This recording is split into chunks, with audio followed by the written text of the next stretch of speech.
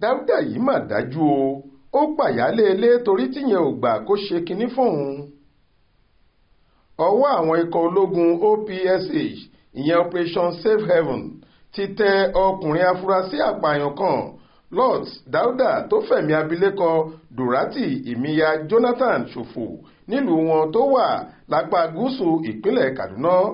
Gẹ́gẹ́ bí àwọn iléeṣẹ́ ọmọ ogun ilẹ̀ wa Nigeria Army ṣe fi síta lọ́jọ́ 14 oṣù kẹsàn-án yìí, ọjọ́ ẹtì Friday ọjọ́ kìíní oṣù yìí ni Lord àti ẹnì kejì rẹ̀ gbẹ̀mí obìnrin náà nígbà tíyẹn kò gbà kí wọ́n bá òun lájọṣepọ̀ nínú oko tí wọ́n lọ ká a mọ́.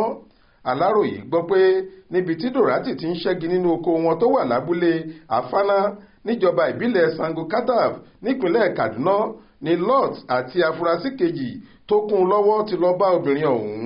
Níbẹ̀ ni wọ́n sì pa á sí. Níṣe ni wọ́n ṣá obìnrin náà ládàá yánnayànna nítorí bí kò ṣe gbà pé kí wọ́n bá òun lájọṣepọ̀. Wọ́n ní Dauda jẹ́wọ́ pé níbi tí obìnrin ti ń ṣẹ́gi nínú oko rẹ̀ lòun ti lọ bá a, àmọ́ bóun ṣe ń gbìyànjú láti bá a lò pọ̀ pẹ̀lú ipá tí obìnrin náà ń ṣagídí tí kò fẹ́ gbà fóun lòun ṣe pa á. Bákan náà ni afurasí yìí tún jẹ́wọ́ pé òun nìkan kọ́ lòun dá gbogbo ẹ̀ ṣe, ṣùgbọ́n ọkùnrin tó kún Dauda lọ́wọ́ tí wọ́n fi hùwà láabi ọ̀hún, Abubakar Mato, ti na pápá bora ní tiẹ̀.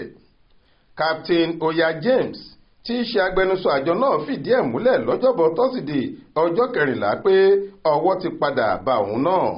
Wọ́n ní àwọn OPSH yìí ni wọ́n gbé àwọn ikọ̀ kan dìde tí wọ́n fi wá Mato jáde lẹ́yìn tọ́wọ́ wọn ti kọ́kọ́ tẹ Dauda.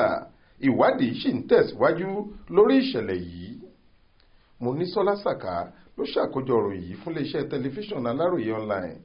Faith Adébọ́lá ló kà á sétí ìgbọ́ yín.